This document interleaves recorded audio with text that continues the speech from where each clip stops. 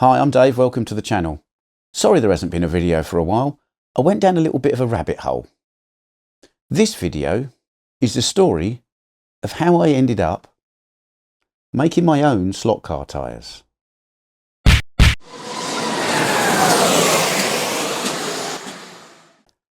So let's start with a little bit of a potted history. If we go back to the video before last, that was the video about these cars, the next-gen Carrera NASCARs. And I drove them around, and Carrera's stock tyres with the new hard compound they're using meant this car was best, definitely best, if you left the middle magnet in, because the tyres had pretty much no grip. As a compound, very good for fronts, terrible for rears. And in the last video, which was a watch in the box, Harry Wise very kindly sent me some pull gauge tyres, which will fit on here. These are polyurethane tyres, and they will make this car handle quite a lot better. Now that's great, and that's very kind of him. But living in the UK, very hard to get hold of pull gauge tyres. Slot Car Supplies used to stock PU tyres. They don't seem to have any in stock anymore.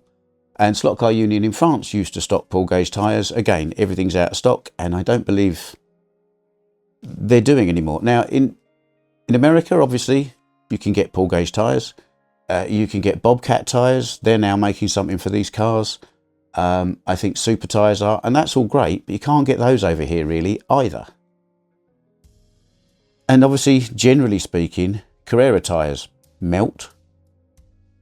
Some of the Scale Electric tyres aren't that great. Being able to have a decent set of tyres for a car that definitely fits is going to be a plus.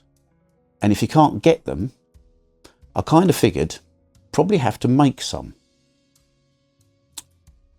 So this video is about how I made some tyres. It is not, big caveat right at the start, it's not the way to make tyres. The way to make tyres is the way that Rob from Swift Slots does it, which is you get some silicone, you put the original tyres in the mould, you create a nice silicone mould, you put it in a vacuum chamber and do all sorts of things to it to make it a good mould.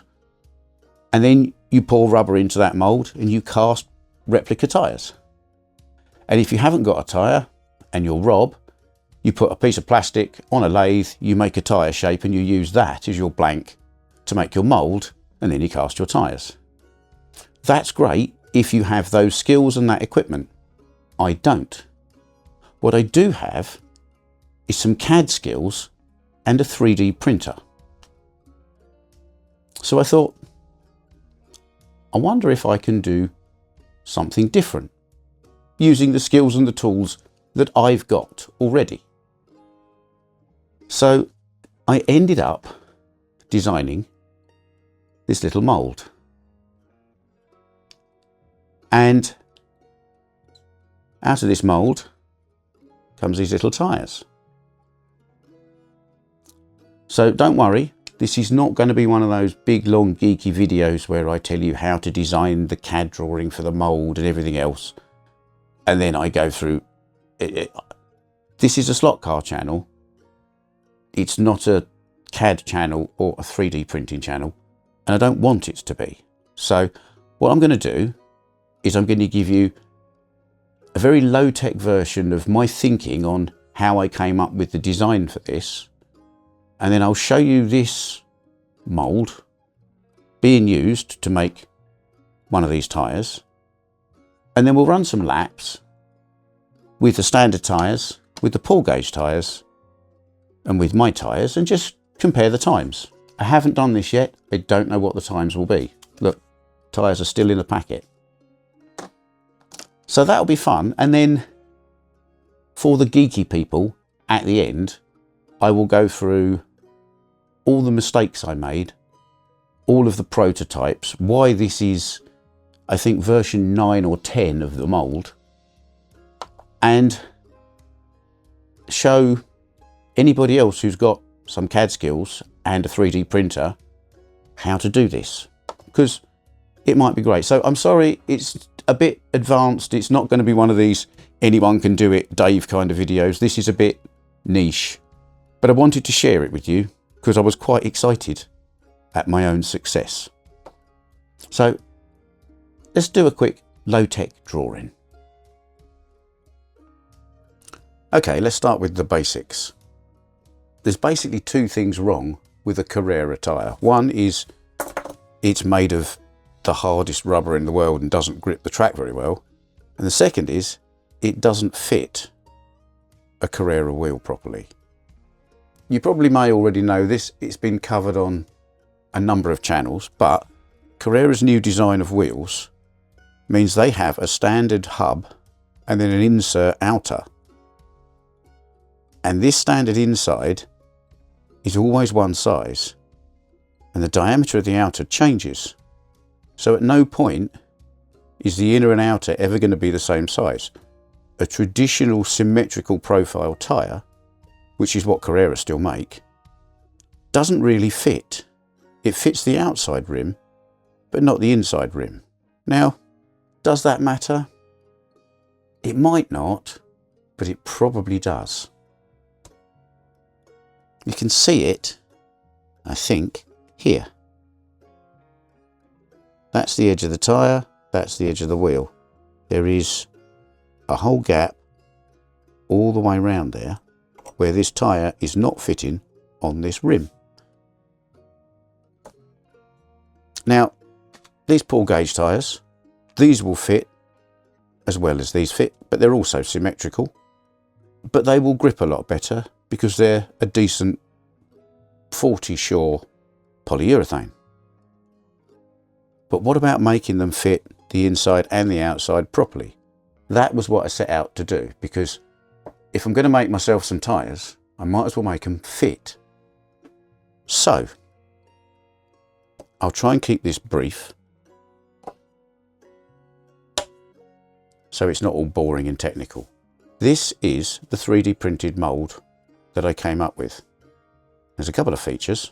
There's a hole in the bottom of this outer piece, which means when I want to demould everything, I can push this inner piece out.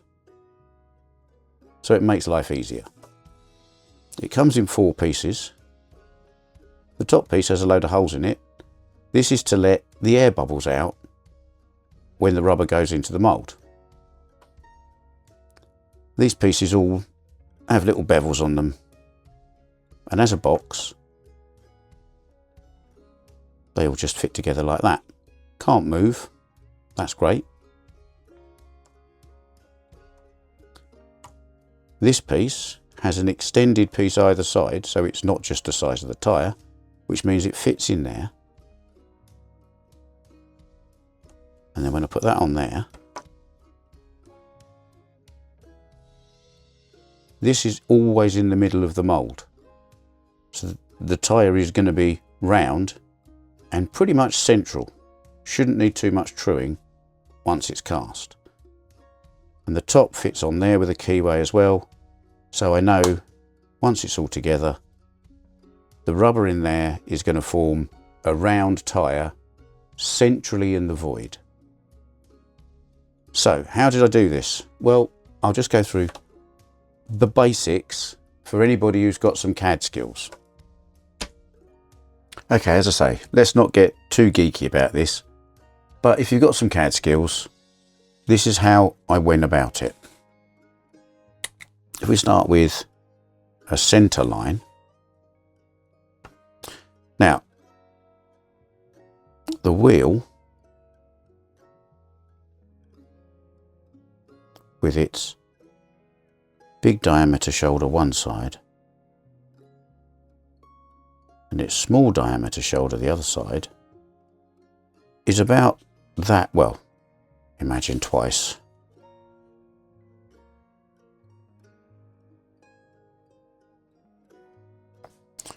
We don't need to worry about this side. We're only going to worry about half the drawing. So here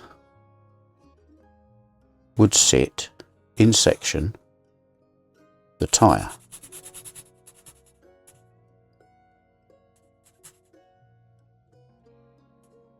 On the wheel. So if you took that shape and this is the centre line and you revolved it 360 degrees, you get a tyre. If you took this half of this shape and you revolved it 360 degrees, you get something roughly that shape. Except that I've put, as I mentioned, the locator dowels on the end of it. So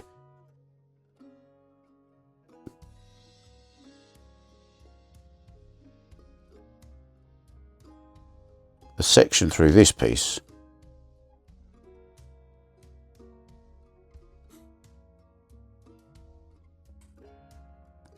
is this big line here.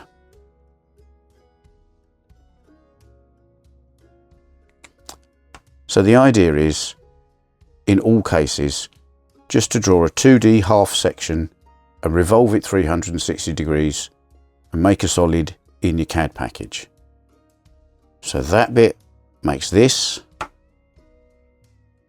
and then this one is like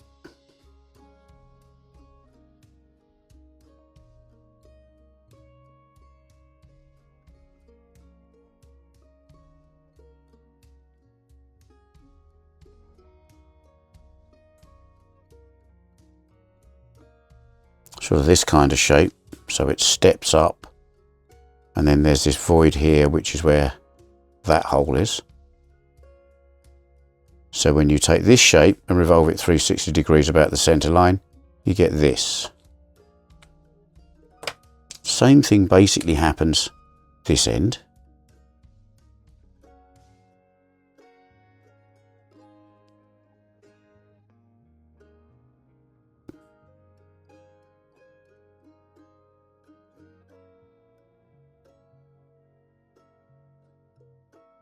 But this end has lots of little holes in it, and they all line up through here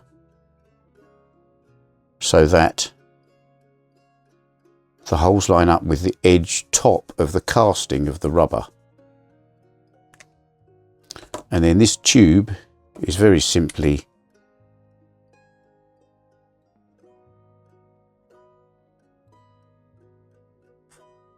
this sort of shape. Again, revolved 360 degrees. So then you get an easy to slot together mould. Here endeth the technical CAD part. Let's get to the juicy bit. Let's make a tyre with this mould. Okay, let's start with materials and tools that you will need. Now, first off, gloves. Get some gloves. The chemicals are not nice. You do not want to get them on your hands. So I'm going to do 2 moulds, and I'm going to use all of these things which have come from mbfg.co.uk. You can order stuff off their website. This is a 2-part kit for 40 Shore polyurethane casting rubber. So you kind of mix equal amounts of these two together, and then it goes off after a while, and then you've got rubber. But because rubber isn't black, you can also get some black dye. And to get it into the moulds, these are a hobby syringe. You get these off eBay. They've got kind of a big thick bore tube instead of a needle. And I did design this so that it fits in there, and you'll also note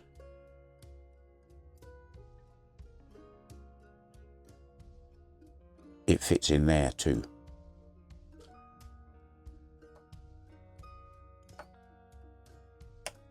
One of these little measuring cups, I mean, you know, you can spend a fortune on these, or you can go on eBay and just get medicine cups for old people, and the little vacuum form things, and you get hundreds of them for not very much money.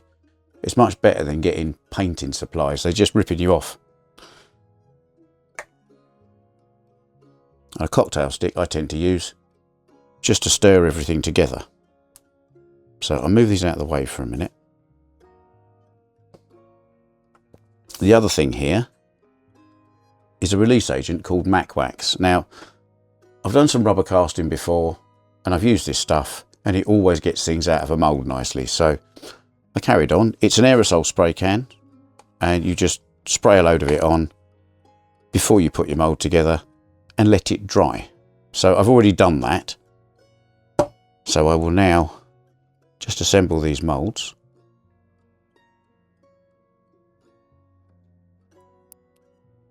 So the next bit is all about technique, because if you get it wrong, you'll get bubbles in the rubber and that's not going to be good, because they'll end up with bubbles in your tyres, and when you take them out of the mould, they are not going to look good. However, do it this way. You're supposed to shake these, don't shake them. You need to mix them gently and roll them about a bit, but don't shake them, because you don't want to put air bubbles into the rubber solution. So get them nicely mixed like that, and then equal measures. And for this I'm going to use about 3 cc's of each one. So I've got about 6 cubic centimeters of rubber at the end of it. I'll just pour these out so I've got measuring cup, and I'll have to do this off screen and stare at it and eyeball it, and then I'll bring it back.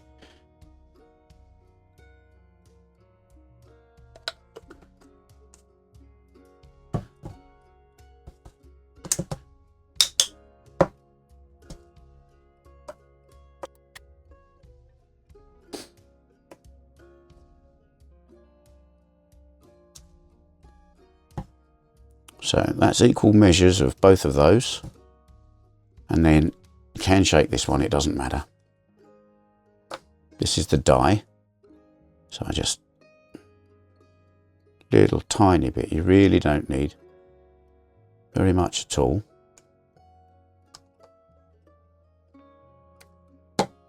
Let's get all these things out of the way now,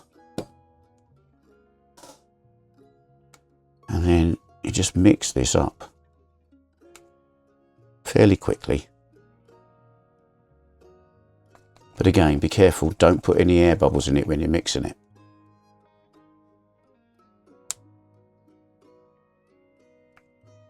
There we are. Now you should probably draw it up through here, but it's quicker to do this. I put this in the mould just in case.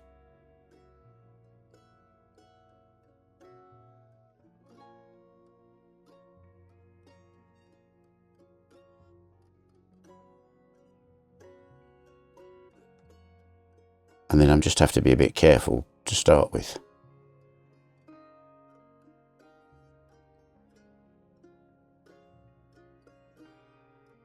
So put the nozzle right in the bottom of the mould, and don't go too quickly so that the bottom fills up without causing an air bubble.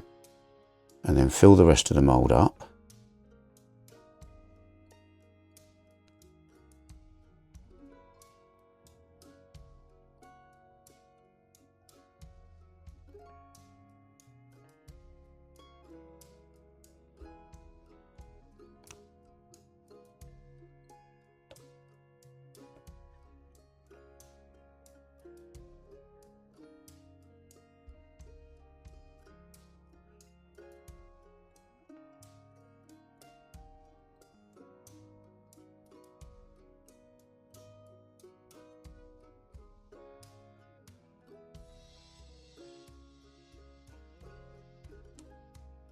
And this is where it gets messy. Squeeze those on, and then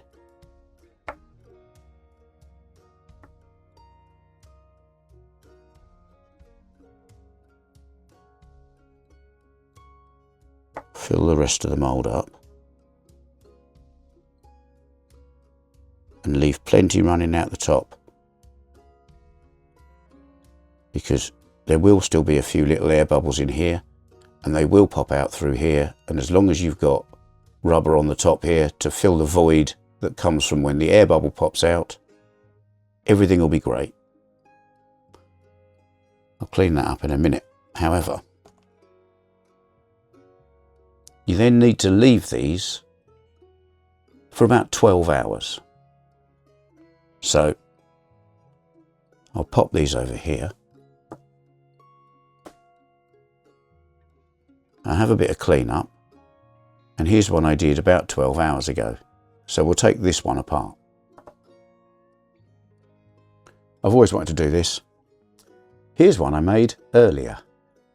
So this has been sat cast for probably about 18 hours by now. So it's time to pop it out of here. So it's always a bit like Christmas. You never quite know when you unwrap it if it's going to be good or not. Well, that's a good start.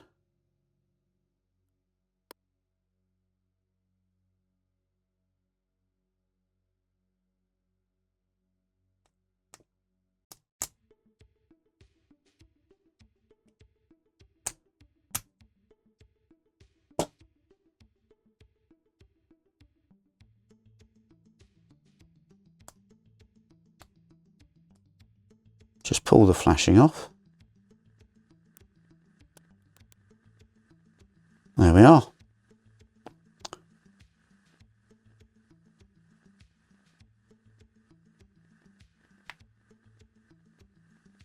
little bit of flashing around the edges just to clean off. I mean, once I put it on a tyre truer or sand it slightly, it'll come off anyway.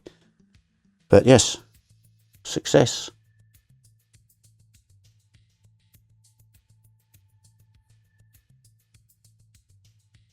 One complete, no air bubbles in it anywhere, slot car tyre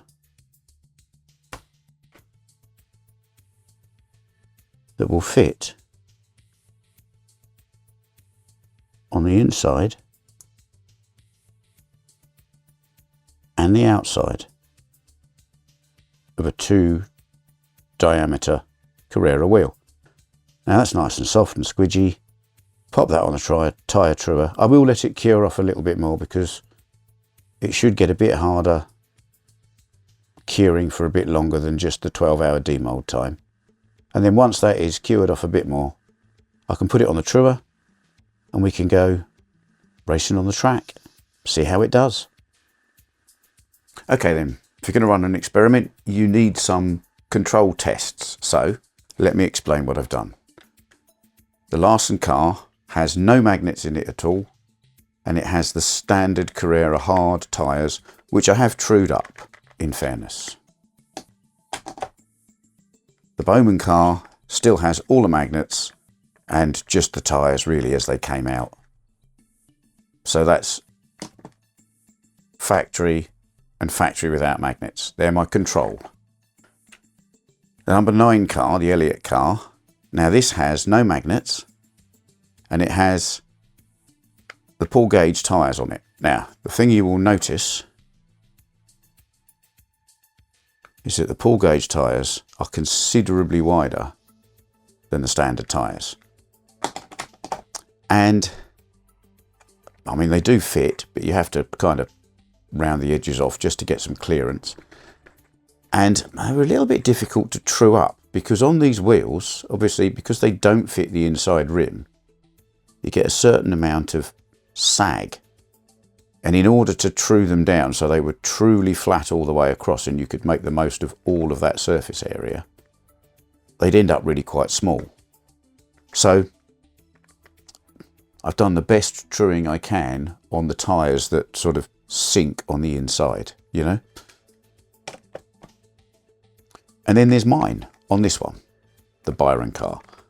Now these obviously have trued nice and flat all the way across. They're about the same width as the standard Carrera tyres. And again, I had to just sort of do some edges just to get some clearance, but again, that's all good. So the plan is I'll set a magnet time and then we'll go through standard tyres, pull gauge tyres and my tyres, and we'll just see what all the times are. I expect this one to be better than this one. I don't know if my tyres will be better or worse than the pull gauge. Literally, we'll just have to find out. Be interesting, won't it? Okay, so first off, the control test with the magnet car. I'll do a few laps, see what we get.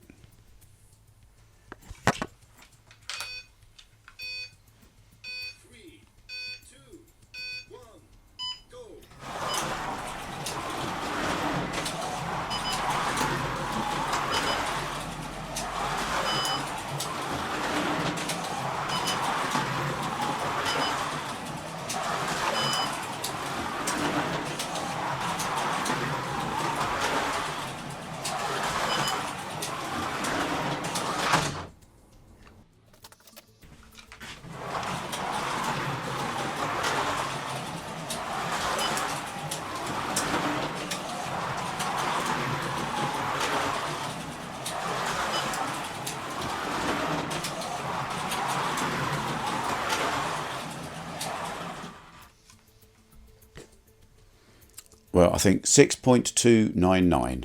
That's a fair time for the magnet car. So here we go. Test number 2.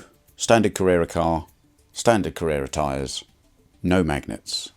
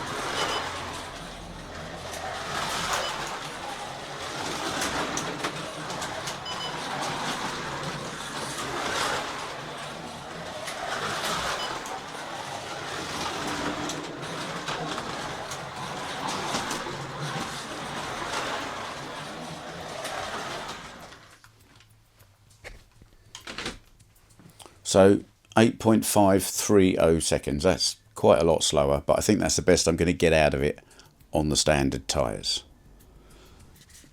So test number 3, no magnets and pull gauge tyres.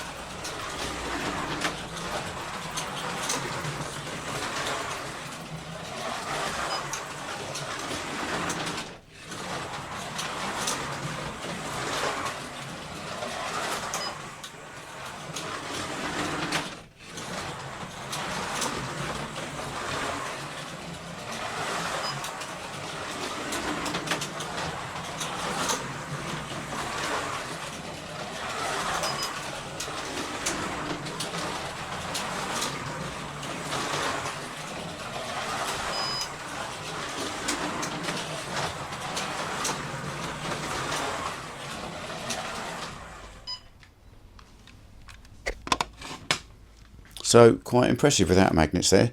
6.947, really not that much slower than the magnet car.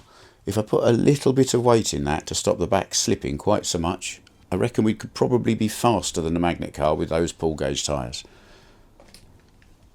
So yes, very impressed with that. And so to the final test, the proof of the pudding. I have no idea how this is going to go, but no magnets, my tyres.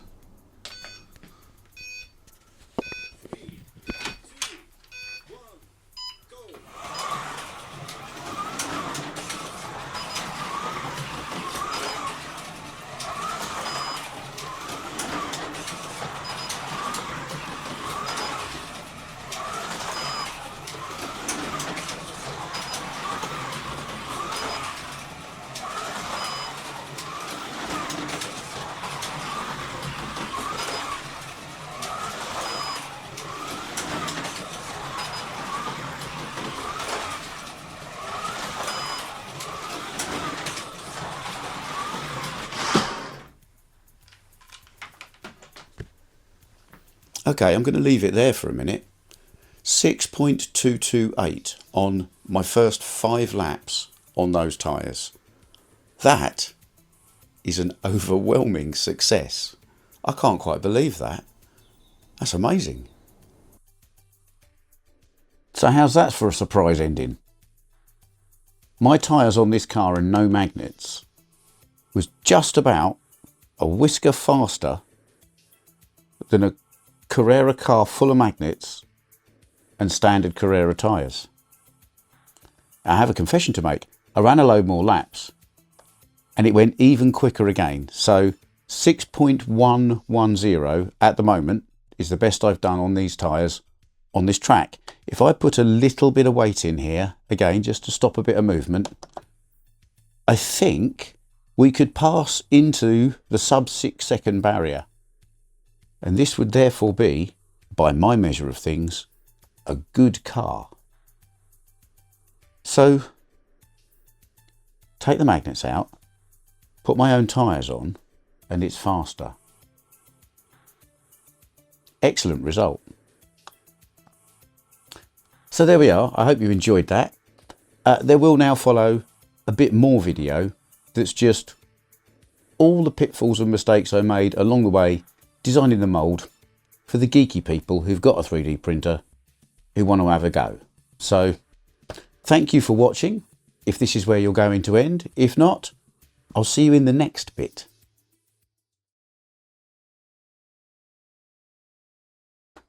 Okay, so here we are, a cavalcade of failures, but an evolutionary process along the way. This is the first design of mould, and you'll see this looks very, very much like the same size and shape as the wheel. This will change. Now, I'd already got this kind of dowel location method stuck in my head that I was going to do. So the first thing I did was I drew an exact model in CAD of how I wanted the mould to be and printed all the bits out. Now, the problem with that was, once it had printed, these bits all fitted together. But once it had cured, I think what happens when you cure it is very, very slightly, fractions of a millimetre, all of this stuff swells up. So this then promptly didn't fit in there, and it didn't fit in there, and this didn't fit on here until I spent probably 20 minutes trying to get it to fit, and as you can see, it still doesn't fit very well. So that was version 1. Version 2, I decided to make a gap, big tolerance, and I made all the gaps about 0.3 of a millimetre all the way round to try and make everything fit better. And unfortunately, it's actually too much. This is loose, and while that will go in there, it won't stay in because everything's too loose. So that was version 2. What I discovered was about 0.2 of a millimetre is the best solution for getting your clearances and allowing for this particular resin, at least, which is the 8K Elegoo resin, standard resin, allowing for that curing slight expansion. So I made myself another one, and you'll note this is still reasonably wheel shaped, and this does indeed all fit together really quite nicely. Put 4 holes in the top of the box to let some of the air out, and this was okay. So I cast a couple, and I reached a point, I made a few more, look, here's one that I did, and I used it, and it was still a bit fiddly getting things in and out. But I managed to cast a tyre or two, except I was tearing them, trying to get them out of the mould, because obviously, other than just pushing through that tiny hole there to try and push this piece out, the whole of this tyre was really just buried in this mould. The other thing I noticed when I took it out of the mould is it won't fit back in again. And that's because once the rubber is cured inside the mould, it's got a certain amount of tension built into it. So when you pop it out of the mould, it expands. So this is quite an important point. You have to adjust the mould to suit the curing of the resin that you're using and the accuracy of your printer. And then once you've done that and the mould is wrong by measurement, you then have to adjust the sizes of the mould again, because the rubber you're using will also change shape when you pop everything out of the mould. At this point, it becomes guesswork. So where we get to at the end with the final mould, no, I can't send you the STL file, because that STL file will print that mould on my printer through my curing process with the resin I'm using to make a mould that will create a tyre the right size for the rubber that I'm using. So it is printer, resin and rubber specific. If you want to make one, you're going to have to make your own mould and your own drawing to your own sizes, I'm afraid. And you're going to have to go through a little bit of this process of trial and error, getting the sizes right. What I'm trying to do here is make you avoid the simpler mistakes so that you can just get to the trial and error bit and know it will work. So, having done all of these, let's put those over there for a minute. And I looked at this, and I looked at what I was going to have as a delivery method for my resin, and this doesn't really go down the inside of here. Combined with the fact that the tyre expands too much when you take it out, I had to make quite a lot of adjustments to what was version 4, I think, by that point.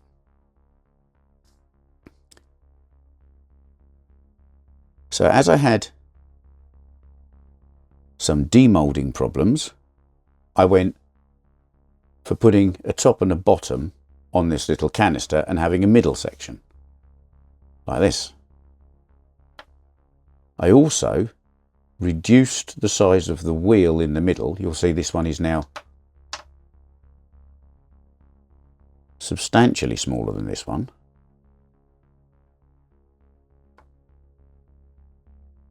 And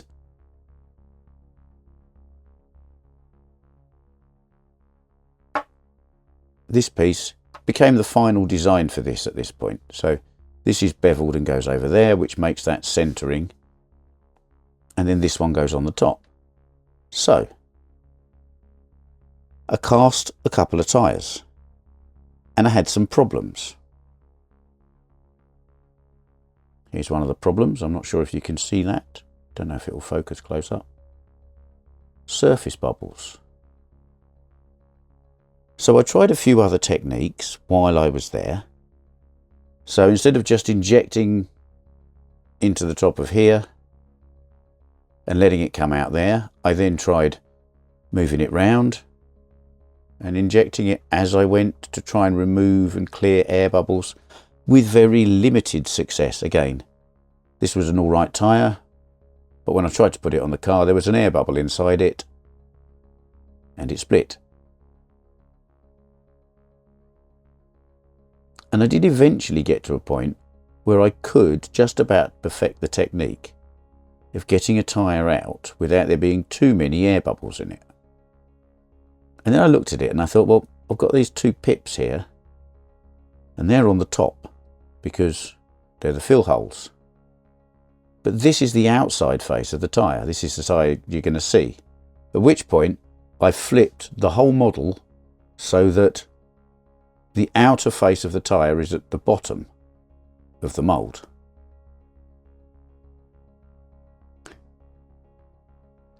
And this works okay.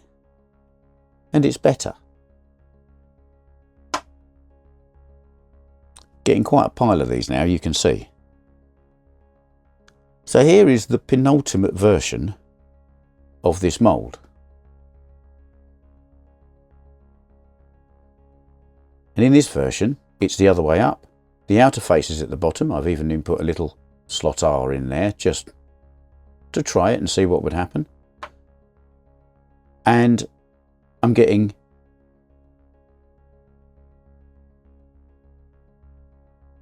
a much better finish because they're coming out of the mould that way. However, I was still getting small amounts of air bubble problems. There's a bigger air bubble problem.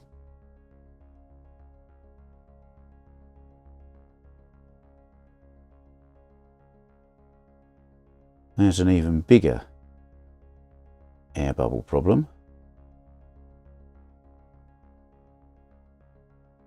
And this one's a complete disaster. Half the tyre is missing. I mean, there's just nothing going on here at all. So, having got this side of the mould good, I decided to go overkill. And the only difference between this mould and the final one is the amount of filling holes in the top. Now you'll note, I think there's 12. It's probably overkill. I could probably get away with 6. I might be able to get away with 4. However, 12 look quite nice. And actually, you get this kind of, I don't know if you can see it in the camera, there's quite a nice little pattern of almost like bullet holes on the back.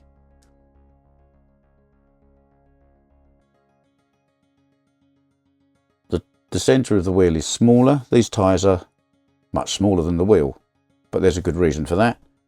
There is plenty of meat in there to true the tyre should you need to, and I can get the filling nozzle down there. And this is now a reliable method because I can just produce as many of these as I like, which is why I've got 2 on a car and there's another 6 here, because these 6 are going on the other 3 cars. And they're all perfect, beyond obviously the little bits of flashing, which I haven't pulled off yet. And I can do this reliably and repeatably now, which is a big achievement. One last thing, don't think, oh, I'll try and speed up the curing process by putting these in front of a heater. It doesn't work. It reacts with the curing process inside and you end up with this separated, sort of disgusting, it looks like a Carrera tyre after a few years. It's sort of melted and not right inside, and it will never cure out properly after that. So don't introduce extra heat to try and speed the process up. Just be patient. Design your mould. I would suggest you take this approach. Lots of holes. Do the same thing, but to your own dimensions for whichever car tyre you're using. Fill up in there till you get to the top, as you saw in the earlier video. Plop the lid on and then force the rest of the air out by pushing more rubber in so it all comes out of these holes, like that Play-Doh barber's set you had when you were a kid and you pressed down and all the hair grew out the holes, remember? So that is my tip. Design it this way, fill it this way, get the sizes of whatever it is you need. I think the next thing I'm going to do is some of the old classic NASCARs that Carrera had, because I've got a couple of those and the tyres on them have all melted. I'm sure I'll do more videos on this later. I'm sure they won't all be as long and laborious as this, but I hope this hasn't put you off. If you've got a 3D printer and you fancy having a go, you should be able to get away with getting rid of half the problem just by knowing that you really need to start with this kind of approach. Watch for the air bubbles. Like I say, don't shake the rubber before you mix it, but agitate it, roll it. Don't get air into it, and you won't have trouble getting air out of it, and you should end up with a nice consistent result. So as always, thanks for taking the time, and it's a lot of time this time, for watching one of my videos. I hope you enjoyed it. I hope you understand why it's been a couple of weeks since I did one. And All the usual things really. Don't forget to press the like button if you liked it. If you disliked it, leave a comment and let me know why. Please subscribe to the channel if you haven't already. It's free and it really does help. And I'll see you in the next video with something else random, I suppose.